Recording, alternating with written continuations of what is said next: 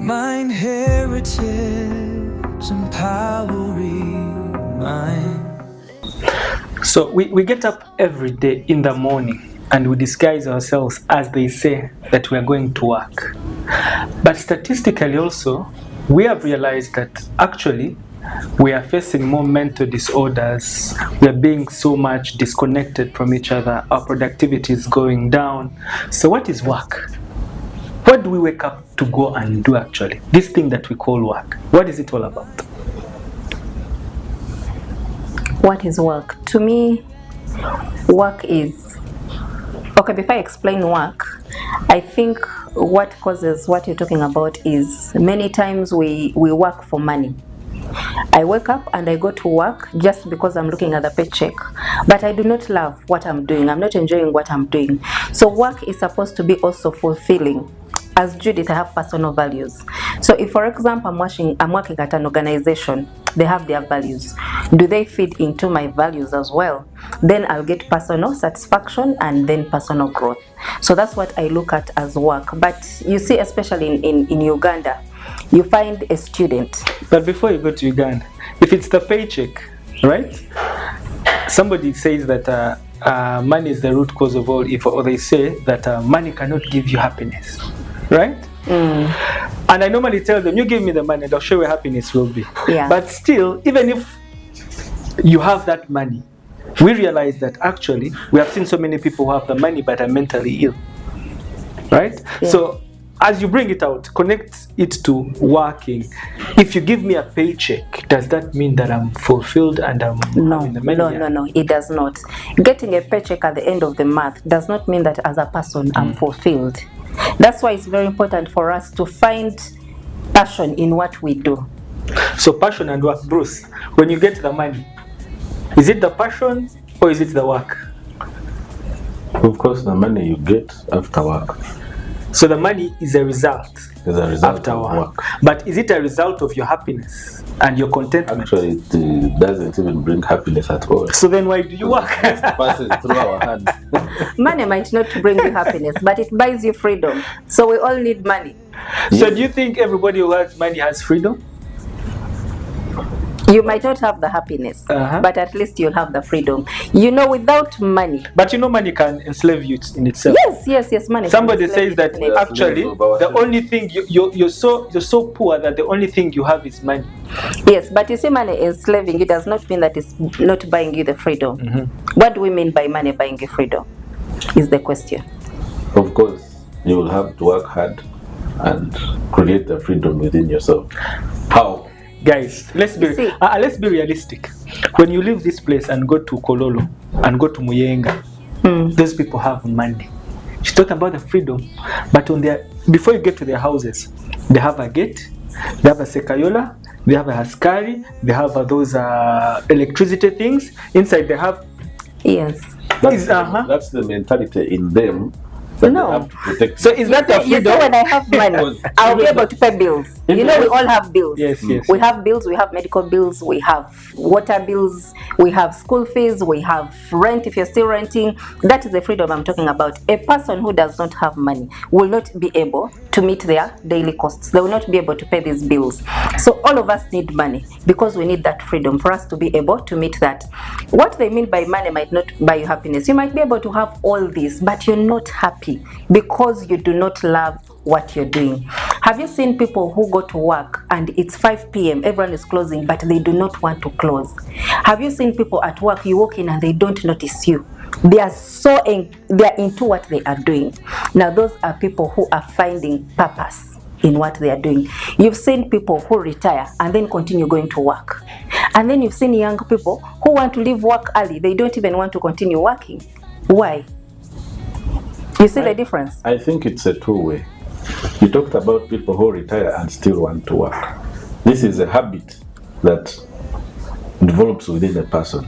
And it is as a result of them loving what they do. Yes, they keep wanting to do it. It gives them purpose. Now, let's compare the people living in Munyonyo and the people living in the rural areas who even don't think of the fences, the gate, the cameras, all that security and whatever. And they're also happy living there in the rural areas.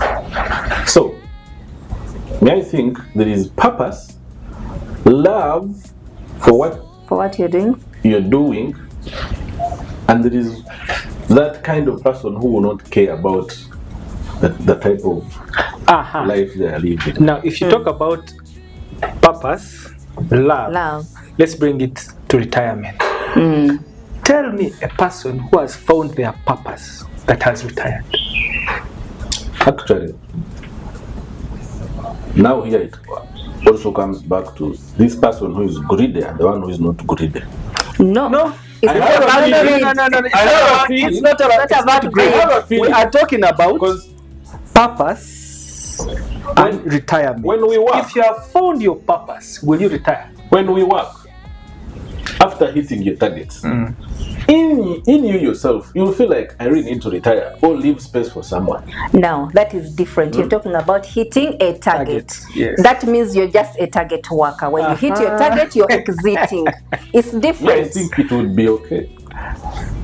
Because I wouldn't want to be in one place for 100 years. What of these people who are coming? Now, have you seen people who are actually rich? They're accomplished. They've reached retirement, but they cannot stop working. Even when they are not earning. Even when they are not earning.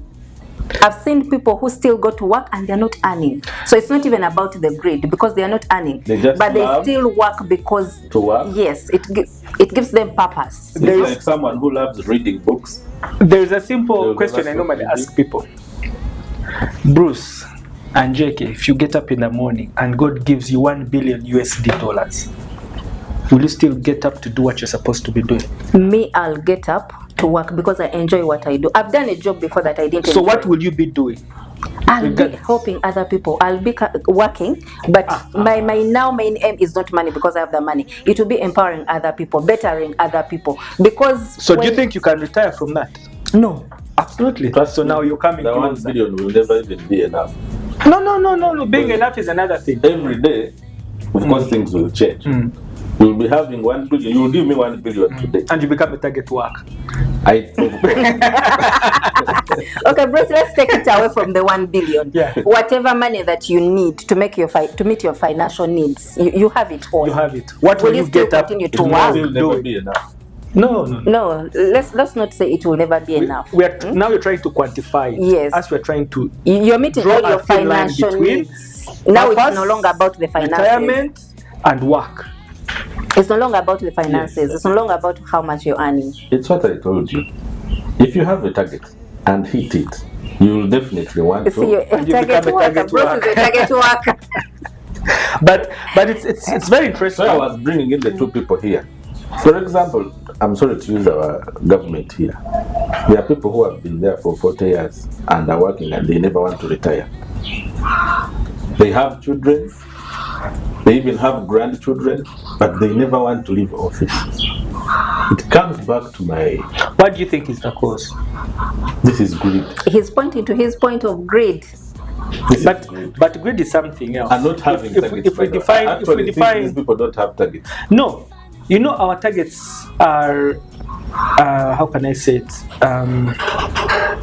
It's a loophole. You know? If you there's this book of I think it's Michelle Obama, Becoming.